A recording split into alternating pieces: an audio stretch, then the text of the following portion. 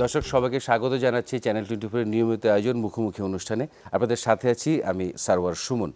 আজ মুখোমুখিতে আমরা এমন একজনের সাথে কথা বলতে চাই যিনি রোহিঙ্গা অধিকার নিয়ে বিশ্বমঞ্চে একজন সোচ্চার কণ্ঠ। আমরা কথা বলতে চাই রোহিঙ্গা নেতা তুন কিনের সাথে। তুন কিন প্রেসিডেন্টের দায়িত্ব পালন করছেন তার সংগঠন বার্মিজ রোহিঙ্গা অর্গানাইজেশন ইউকের। আসুন আমরা কথা বলি তুনকিনের সাথে। এবং বলে দেওয়া ভালো, তুনকিন যেহেতু বাঙালি নন, উনি বাংলায় কথা বলবেন না কিংবা বলতেও পারেন না, সেই অর্থে ইংরেজিতেই আমাদেরকে এই অনুষ্ঠানটি পরিচালনা করতে হবে। তো আসুন কথা বলি তুনকিনের সাথে। তুন, welcome to our channel and welcome to our show. Thank you having me here. Thank you very much. So we know you are working in UK and your organization, Barbies Rohingya Organization UK, is a very dominant voice around the globe. So tell us something about you, yourself and your work. I'm a Rohingya. I was born and brought up in Arkan State, western part of Burma. And my grandfather was a member of parliament during democratic period time. My mother's grandfather was the first judge in northern Arkan. My father did government service more than 20 years. Even though we have that, I was not recognized as a citizen of Burma. Because of that, I was able to flee from the country. Because of my family capacities, I was able to flee to UK, and I did my civil engineering, master and bachelor and master and PhD. First year I stopped, and I working for the rights of the Rohingya, as I have seen how our people were suffering since I was young, since I was a child in Arkan State. I witnessed how our people are suffering. So now I grown up, I have seen this 2012 state organized violence, 2017, 1 million people fled from country because of genocidal acts, killing people, slaughtering and raped. I witnessed, I visited to the camps when the people were crossing in Bangladesh. Okay, and what about your organization, the Barmiz Rohingya Organization? I am working as a president of Burmese Rohingya Organization UK. I am also General Secretary of Arkan Rohingya National Alliance, recently formed, which is globally to work on Rohingya issue, to restore our rights, to deal international government, and we are working for the justice and accountability, and pushing pressure to the military. We're dealing with many governments around the world. We know Rohingya problem or Rohingya issue is a decade-long problem in Myanmar. If you see, your people have been stripped from citizenship and democratic rights and other things. What do you think? Who is responsible, and whose failure is this? What is your To be honest, it's very clear. You can see that Rohingyas are people living in Arkan State time immemorial. They have their culture, their civilization, and Rohingya have been, Rohingya have been living time immemorial in Arkan State. They have their own culture and civilization. Rohingya have manageable minority in Arkan State, second largest minority after the Rakhine community. So the Burmese military systematically destroying with intention our community, because Rohingyas are largest Muslim minority. Rohingyas are ethnically different. Our appearance is South Asian appearance, and ethnic, religious and political persecution. Burmese military is totally fully responsible, and also when Rohingyas were fleeing 2017, National League for Democracy, NLD, also responsible. They allowed it to happen. Defended Burmese military during that time, unfortunately. So you are saying that even though a democratic political party, they are also responsible for being silent when the slaughtering, when the raping was going on? Yes, they were silent, and and they were complicit in this genocide, to be honest. But something we can see now, national unity government, which is now representing the people of Burma, their policy is moving, shifted to different way. They accepting the Rohingya people, and they are saying about new inclusive Burma, future federal union of Burma. We have seen some developments. Well, we welcome that, but national unity government, we want to see also more clear strategy from them. You are putting some faith and trust in national unity government. Currently, Burma is ruling by criminal military group. They are killing people in Rohingya, were killed, slaughtered, and raped, as we all have seen 2017. Now, as a whole country, they're doing everything.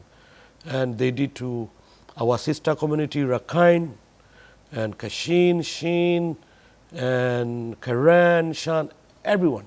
Even Burman now they're killing in Sagaing division, Magui division, which is upper part of Burma.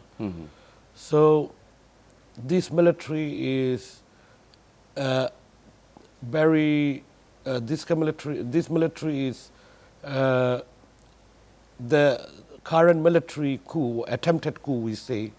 This group is killing people and is committing genocide, war crimes, and crimes against humanity.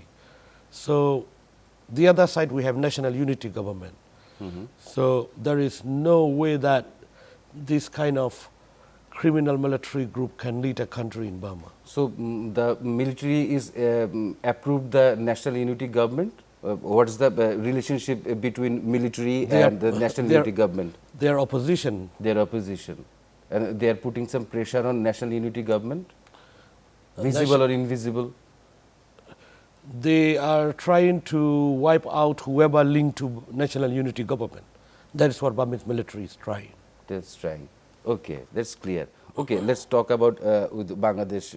We all know that Bangladesh is hosting over 1 million Rohingya here in Bangladesh, and the condition in camps in Cox's Bazar and other places, that is not fit for a dignityful life, or a what to say, I don't know, for a prolonged durations, it is not fit for habitation. What do you think that as a host community, Bangladesh is facing a critical situation? Do you think Rohingya people are understanding that as a host community, Bangladesh is facing a problem? Firstly, I would like to express many thanks to Bangladesh government and the people of Bangladesh. Their generosity, hospitality, Rohingya will never forget. We can never forget about it. Because when our brothers and sisters, the Rohingyas, are facing killings and their houses were burned, their family members were slaughtered, their sisters and mothers were raped, and they were running with their life, and they were able to flee from Burma, and you all giving us a shelter. That is unbelievable. This is such a great humanity and supported for the community, and we are very happy, and we Rohingya community is very pleased about it. And of course, this is not easy when Bangladesh have heavy population and 1.2 million people given shelter and hospitality is not easy. We really appreciate that, and that's why we are internationally advocating to support Bangladesh government to provide more humanitarian aid, to support Bangladesh government also to educate Rohingya young people, and to improve the situation in the camps by working with Bangladesh government.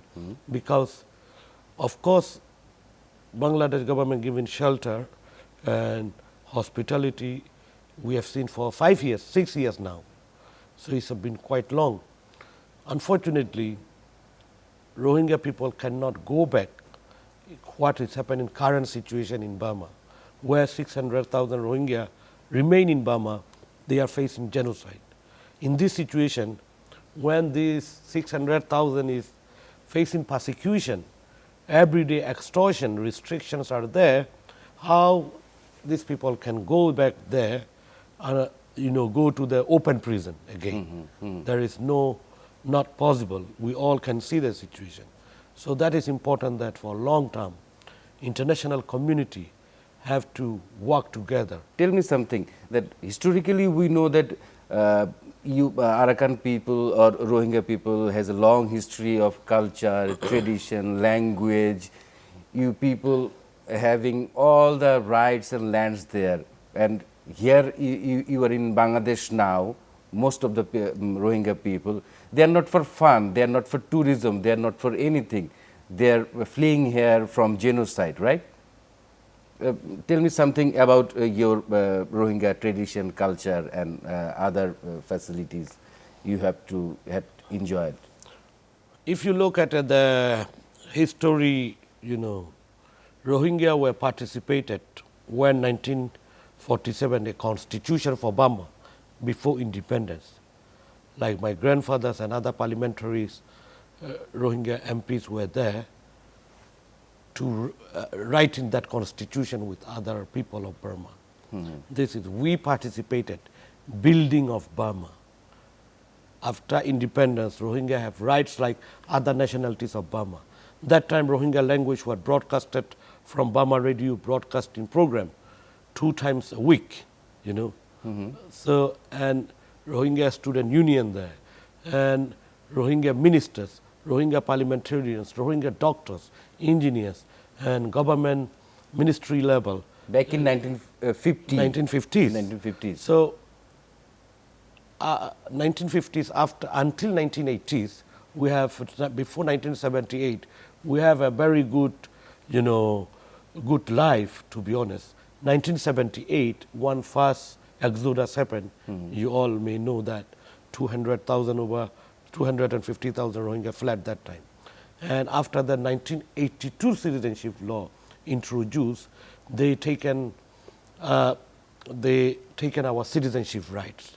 And then after 1988, they imposed restriction of movement, marriage, and education, and they squeezed the Rohingyas. And 1992, you have seen another exodus happen. So if you look at that, they taken away our ethnic rights. They taken away our citizenship rights. They taken away our lands, and they erase our culture and identity from Burma history first. And then after that, they put restriction on all these things.